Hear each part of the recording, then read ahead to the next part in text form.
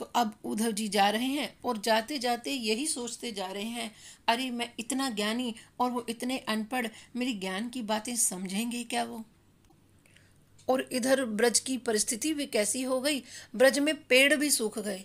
कृष्ण विरह में सब लोग कहते हैं, कब आएंगे दोनों भैया, तनिक तो देव बताए, बहुत दिनाते देखे नाही, अब तो देव दिखाए। जिस दिन से श्री कृष्ण ये कहकर गए हैं कि मैं परसों आऊंगा, उस दिन से कृष्ण के नन्हे नन्हे सखा रोज सुबह मथुरा के रास्ते पर आकर झाड़ियों में छिपकर बैठ जाते हैं और टकटकी लगाकर मथुरा की ओर देखते हैं। एक दूसरे को कहते हैं, लाला आ रहे होए गो। और शाम तक जब कृष्ण नहीं आते तो लौट कर कहते हैं, अरे मैया तेरो लाला बड़ो कठोर है, आज भी ना आयो। एक एक क्षण कृष्ण के वियोग में व्यतीत कर रहे हैं, लेकिन आज आशा की किरण जगी। आज सुबह जब कृष्ण के सखा मथुरा के रास्ते पर झाड़ियों में छिपकर बैठे थे कृष्ण की राह देखते हुए, तो आज उन्होंने देखा कि कोई रथ आ रहा है और रथ पर वही चिन्ह लगा है जो अक्रूर जी के रथ पर लगा था। जैसे ही रथ वृंदावन में प्रविष्ट हुआ, सामने से ध्वजा दिखी। जब से भगवान रथ में गए तब से वहां कोई रथ आया ही नहीं था, तो उन्हें लगा उनका कन्हैया आया है। वो कहकर गया था मैं परसों आऊंगा। अब झाड़ी में से निकलकर सब एक दूसरे को आवाज लगाते हैं, अरे मधुमंगल, अरे सुबल, अरे तोष, अरे श्री दामा, हमारो कन्हैया आए गयो। सब झाड़ियों से निकलकर भागे। कृष्ण का बहुत लाडला मधुमंगल झाड़ी में छिपकर बैठा रहा। एक बोला, तू नाए चलेगो? वो बोला, ना, मैं तो रूठ गया हूँ कृष्ण से। अरे गोविंद आकर के हमारे चरणन में गिर के हमको मनावेंगो तो हम बात करेंगे, नहीं तो हम नाए बोलेंगे बातें। जब सब ग्वाला चौकड़ी भर कर भागे, अरे हमारो लाला आए गयो, अरे हमारा गोविंद आए गयो, अरे हमारा कन्हैया आए गयो, तो मधुमंगल से रहा नहीं गया। वो झाड़ी से निकल कर भागा और भागते भागते उन सखाओं से भी आगे जाने लगा। एक सखा बोला, अरे तू तो कह रहे हो कि तू रूठ गयो है, अब का हो गयो? मधुमंगल बोला, अरे रूठ तो बाद में भी जाऊंगा, इतने दिनों बाद मेरे गोविंद आ रहे है, पहले वाह को जी भर के देख तो लूं, उसे गले लगाकर प्रेम तो कर लूं। तो सभी सखाओं ने आकर रथ को घेर लिया। मधुमंगल बोला, अरे यहाँ में तो हमारा कन्हैया है ही ना, क्योंकि यदि कृष्ण हो तो वो तो रथ से कूद जातो, हमारे गले लग जातो। और सबने जब पर्दा हटाकर देखा रथ का, तो उसमें उद्धव जी बैठे थे। उद्धव जी ने कहा, मैं कृष्ण का मित्र हूँ, आप लोग मुझे बता सकते हैं माँ यशोदा का घर कहाँ है, नंद महाराज का दर्शन सुलभ कहाँ होगा? आप लोग सोच रहे होंगे कृष्ण नहीं आए, वो बहुत व्यस्त रहते हैं, युवराज है ना वो। रोते हुए सखा बोले, वाह रे कन्हैया, परसों की कह कर गया, बरसों बीत गए, हमारी याद भी आई तो स्वयं नहीं आया, मित्र भेज दिया। हे उद्धव, जब से हमारे प्राण वल्लभ हमें छोड़कर गए हैं, तब से माता यशोदा के महल का रास्ता इतना सीधा हो गया है, उसे पूछने की जरूरत नहीं। ये पानी बहता दिख रहा है ना, हाँ, तो बस इस पानी के किनारे किनारे चले जाओ, और जहां से पानी निकल रहा है वही नंदरानी जी का घर है, क्योंकि ये कोई नाले, नदी, सरोवर का पानी नहीं है। ये उद्धव, हमारे गोविंद के वियोग में सब गोपियां और हम सब ब्रजवासी नंद बाबा के घर जाकर माँ यशोदा से कहते हैं, अरे मैया आज भी तेरो लाला नाए आयो। और सभी कृष्ण के वियोग में नंद बाबा, माता यशोदा, सब गोपियां और गायें भी रोने लगते हैं। ये उन सभी के आंसुओं का ये पनारा बह रहा है। बाप रे, उद्धव तो देखते रह गए। रथ से नीचे ब्रज की भूमि पर पैर रखा, नंदरानी जी के महल के द्वार पर उद्धव आए। माता यशोदा के महल के अंदर से कृष्ण कृष्ण नाम की ध्वनि निकलती है। उद्धव ने प्रवेश किया तो कभी कोई किलकारी मार के हंस रहा है जोर से, मानो कोई नन्हा सा बालक हंस रहा है। घर के बाहर आंगन में नंद बाबा बैठे हुए हैं।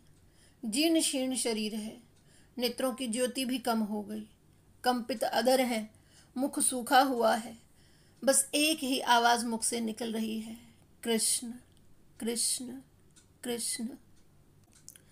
उद्धव जी ने बाबा के चरणों में सिर रखा। बाबा, मैं कृष्ण का मित्र उद्धव हूँ, आपके चरणों में प्रणाम करता हूँ। बाबा को ऐसे लगा जैसे मेरा कृष्ण ही आ गया हो, और अंक में भर लिया और खूब आशीर्वाद दिया। तो उद्धव ने कहा, बाबा, मैं यशोदा मैया का दर्शन करना चाहता हूँ। तो भीतर इशारा कर दिया। क्या देखा?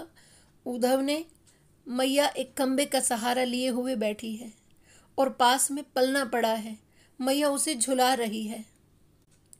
ऐसा लग रहा था जैसे मैया बालक को सुला रही हो। उद्धव ने माँ यशोदा के चरणों में गिर के प्रणाम किया। मैं मथुरा से आया हूँ उद्धव, मेरा प्रणाम। मैया कहती है, धीरे बोलो, मेरे लाला की नींद खुल जाएगी। बड़ी मुश्किल से मैंने कन्हैया को सुलाया है। अरे कभी माखन मांगे, कभी बहू मांगे, कभी चंदा मांगे। ये दिन भर मुझे काम नहीं करने देता। अभी बड़ी मुश्किल से सुलाया है, जाग जाएगा। घर का सारा काम पड़ा है। अरे भगवान की पूजा पाठ भी अभी मैंने नहीं किया। दिन भर मेरे पीछे पड़ा रहता है। मैया को ऐसी प्रतीति होती है कि घर के हर एक कोने से यही आवाज आती रहती है, मैया मैया, ओ मैया। तो उद्धव ने कहा, मैया, एक बार मुझे दर्शन तो कराओ अपने लाला के। तो मैया को पुरानी बात याद आ जाती है। अरे उद्धव, एक दिन एक जोगी भी आयो थो मेरो लाला का दर्शन करवे को। अरे बड़ी अनुनय विनय के बाद मैंने वाते बड़ी मुश्किल से अपने लाला के दर्शन करायो। पर तू तो मेरे लाला को मित्र है, इसलिए तुझे अभी दर्शन कराए देती हूँ। लेकिन याद रखना, बोलना मत, वरना जग जाएगा। बस चुप ही दर्शन कर लेना। तो जैसे ही मैया ने पालने से वस्त्र हटाया तो क्या देखा, लाला है ही नहीं। मैया जोर जोर से फूट फूट कर रोने लगी। तो मैया कहती है, जब कन्हैया रोता था तो मैं बड़े से बड़ा काम छोड़कर उसे गोद में ले लेती थी कि मेरा लाला रोए नहीं, वो दुखी ना हो। और आज उसकी माता कब से रो रही है, वो आ नहीं सकता, मित्र को भेजा है।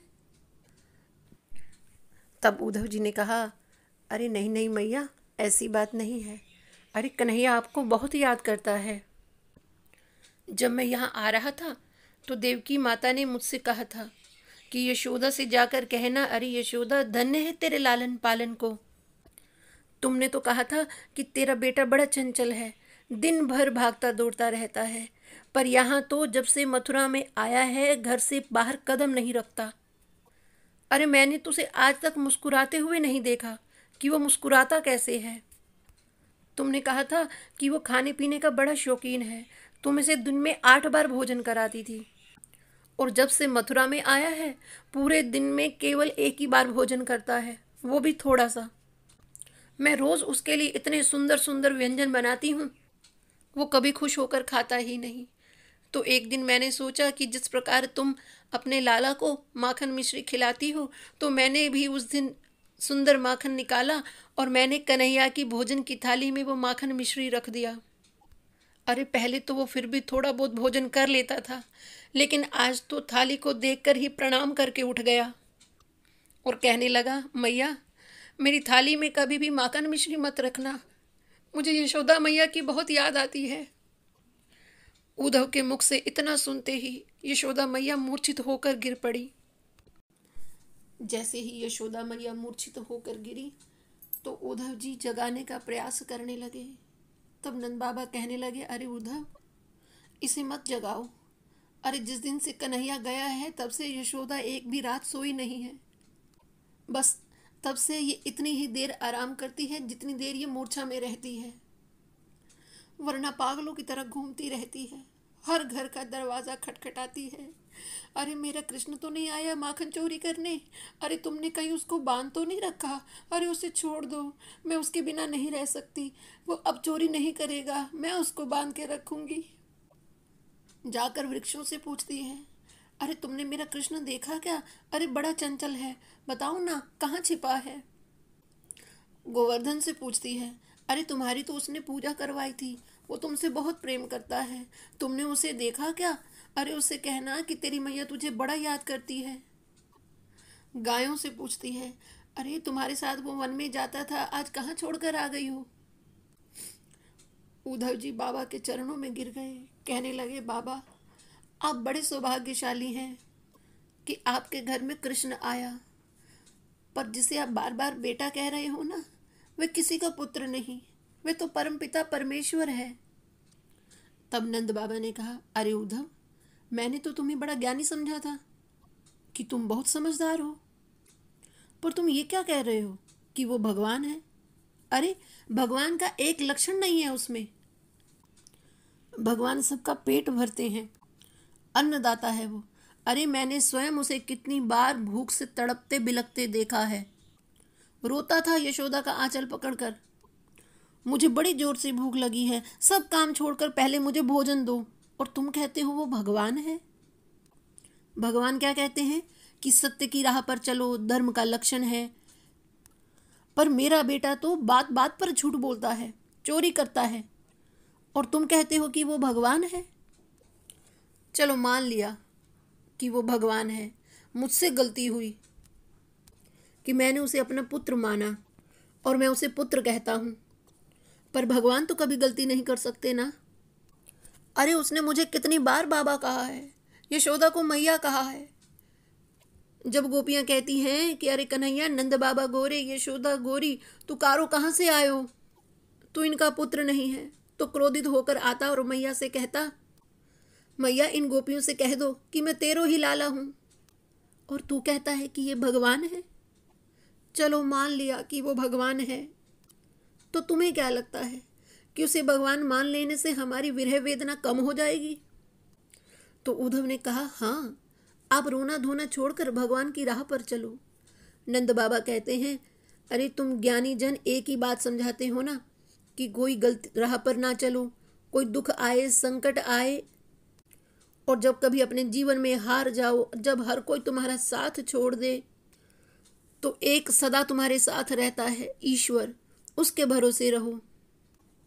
तो नंद बाबा कहते हैं, मैं अब तक इस बात से दुखी था कि मेरे बेटे ने मुझे छोड़ दिया, कोई बात नहीं। अरे बहुतों के बेटे ऐसे होते हैं जो माँ बाप को छोड़ देते हैं, तो मेरे बेटे ने भी मुझे छोड़ दिया, पर कोई बात नहीं, भगवान तो है ना मेरे साथ, मैं भगवान के सहारे जीता हूँ, यही सोचकर मैं जी रहा था।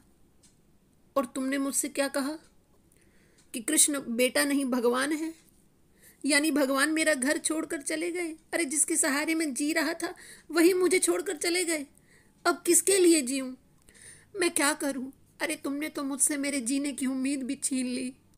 अब तक तो केवल यही दुख था कि बेटा छोड़कर चला गया, अब मेरा दुख और बढ़ गया कि भगवान छोड़कर चले गए। पता नहीं कितने पाप किए होंगे मैंने कि मेरे भगवान मुझे छोड़कर चले गए। उद्धव जी निरुत्तर हो गए। इतने में यशोदा मैया की मूर्छा दूर हुई और मैया जोर जोर से रुदन करने लगी। अरे उद्धव, मैं बावरी हो गई, मुझे आज भी ऐसा लगता है कि मेरा कन्हैया मेरे पास ही है और मुझे मैया मैया कह के बुला रहा है। मैं उसे इसी पालने में सुलाती थी। उद्धव मुझे क्षमा करना, मैं तो ये भूल ही गई थी कि मेरा कन्हैया तो मुझे कब का छोड़कर चला गया।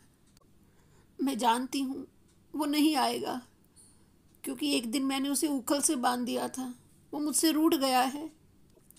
हर माँ बाप चाहते हैं कि एक बेटा मिल जाए जो हमारी बुढ़ापे में सेवा करे, पर लाला मैं तो से अपनी कोई सेवा नहीं करवाऊंगी, तू आ तो जा, अपना चंदा सा मुख तो दिखा जा।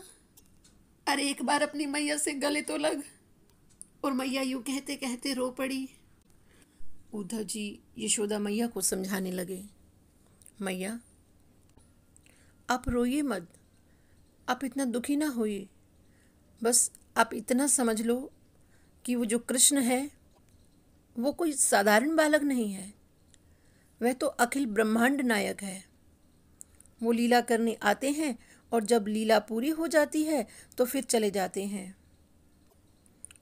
तब यशोदा मैया बोली, हे उद्धव, तू सच कह रहे हो होइगो, तू तो बहुत पढ़ो लिखो है, हम सब तो गवार हैं, तू जो कह रहे हो है सब सच है, पर उस ब्रह्म से जाकर कहियो कि तो ये लीला करनी है ना, तो काऊ दिना मैया बन के आ, फिर लीला कर। अरे बेटा बनकर लीला करवो तो बहुत आसान है, मैया बन के लीला करो बहुत कठिन है। अरे वाह, माँ के हृदय को पूछ के देख, जाको छोरा अपनी मैया को छोड़ को चले गयो। अरे उद्धव, तू क्या सोचे, मैं वाह को भूलना ना चाहूँ? अरे मैं तो वाह को भूलना चाहूँ, पर जब जब भूलना चाहूँ तब तब मेरे सामने आके ठाड़ा है जावे। और मोते कहे, मैया मैं जब ते गया हूँ तब ते मैंने पेट भर भोजन नहीं कियो है, तेरे हाथ के माखन बिना भूख ही नहीं मिटती, और मेरे सामने खड़ा हो जाता है। मेरी ममता फिर जाग उठती है। मैया ने अभी इतना कहा ही था कि सामने कृष्ण आ गए। आंखों में आंसू हैं, पीताम्बर धारण किए हुए हैं, और रोते हुए कहते हैं, हे मैया, जा दिन ते गया हूँ, पेट भर भोजन नहीं किया, तेरे हाथ को माखन खायो, मैया तेरो लाला भूखो है। उद्धव जी ये दृश्य प्रत्यक्ष देख रहे हैं। कृष्ण भूख के मारे रो रहे हैं और मैया मटकी उठाकर दौड़ती है, अभी तेरे लिए निकालो है लाला, ले खा ले। कृष्ण कहते हैं, ना मैया, तेरो लाला आज भी छोटो है, वो तो तेरे हाथ से ही माखन खावेगो। मैया कृष्ण को अपनी गोदी में लेती है और माँ के हाथ से प्रभु माखन खाते हैं। माँ रोती जाती है, कृष्ण को माखन खिलाती जाती है। कन्हैया भी रोते जाते हैं और माखन खाते जाते हैं। और अचानक कृष्ण अदृश्य हो जाते हैं। फिर माँ का दुख बढ़ गया, सब संभालने लगे, तेरो लाला आवेगो। जब ये दृश्य देखा उद्धव ने तो माँ के चरणों में लेट गया। मैया, ऐसा प्रेम कि कृष्ण को मथुरा छोड़कर यहाँ दौड़कर आना पड़ा। मैं तुम्हारे चरणों में प्रणाम करता हूँ। उद्धव बोना हो गया, माँ मुझे क्षमा कर दो, आप वो बिल्कुल नहीं है जो मैंने सोचा था। अरे मेरे जैसे करोड़ों ज्ञानी भी आपके चरणों की धूल के कण पर वार दिए जाएं तो माँ वो भी आपके चरणों की धूल की बराबरी नहीं कर सकते। आप तो ज्ञान का अगाध सागर हैं, अद्भुत वात्सल्य भक्ति हैं आप। माँ, मैं आपसे सुनना चाहता हूँ कि आखिर ब्रज में क्या क्या लीला की, मुझे बताओ ना मैया। तो यशोदा मैया कहती है, हे उद्धव, पहले तुम भोजन कर लो, दूर से आए हो ना, थक गए होगे, और भोजन करके फिर पहले तुम गोपियों को संदेशा देकर आना। कृष्ण के विरह में वो गोपियाँ यमुना के तट पर बैठी हैं, वो वहाँ बैठी रो रही होंगी। अरे पहले तू भोजन करके उनसे जाकर मिलकर आ, फिर मैं तुम्हें बताऊंगी। आगे की चर्चा कल करते हैं, तब तक हरये नमः, हरये नमः, हरये नमः। जय सिया राम।